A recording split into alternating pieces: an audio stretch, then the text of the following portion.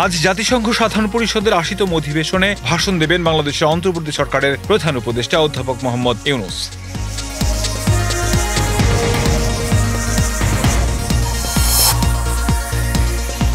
সুনামগঞ্জের শান্তিগঞ্জ উপজেলার সিলেট সুনামগঞ্জ মহাসড়কে ট্রাক সিএনজি অটোরিকশার মুখোমুখি সংঘর্ষে অটোরিকশায় থাকা মা, মেয়ে ও চালক নিহত হয়েছেন।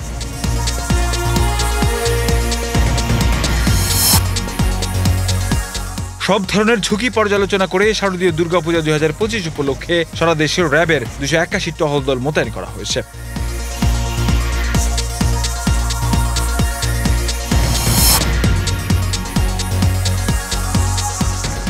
আসন্ন শারদীয় দুর্গাপূজা উপলক্ষে যাত্রীদের বাড়তি চাপ মোকাবেলায় বাংলাদেশ রেলওয়ে ৪ জোড়া বিশেষ ট্রেন চালুর ঘোষণা দিয়েছে।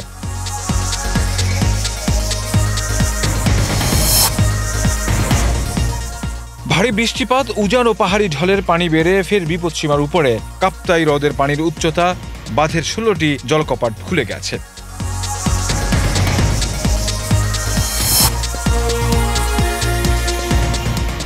সাভারের গণবিশ্ববিদ্যালয়ে কেন্দ্রীয় ছাত্র সংসদ নির্বাচনের ভিপি পদে জয়ী হয়েছেন ইয়াসিন আল মৃদুল দেওয়ান এবং জিএস পদে জয়ী হয়েছেন মোহাম্মদ রায়হান খান। জাতিসংঘ সাধারণ পরিষদে ভাষণে ফিলিস্তিনি প্রেসিডেন্ট মাহমুদ আব্বাস অভিযোগ করেছেন ইসরায়েলের চলমান এই যুদ্ধ আসলে গণহত্যা, মানবতা বিরোধী অপরাধ।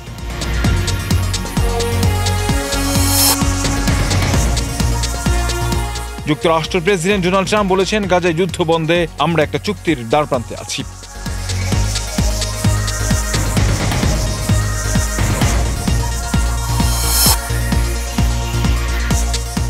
ইরানের প্রেসিডেন্ট মাসুদ পেজিশকিয়ান জাতিসংঘের সাধারণ পরিষদে অঙ্গীকার করেছেন তেহরান কখনো পারমাণবিক বোমা তৈরির চেষ্টা করবে না।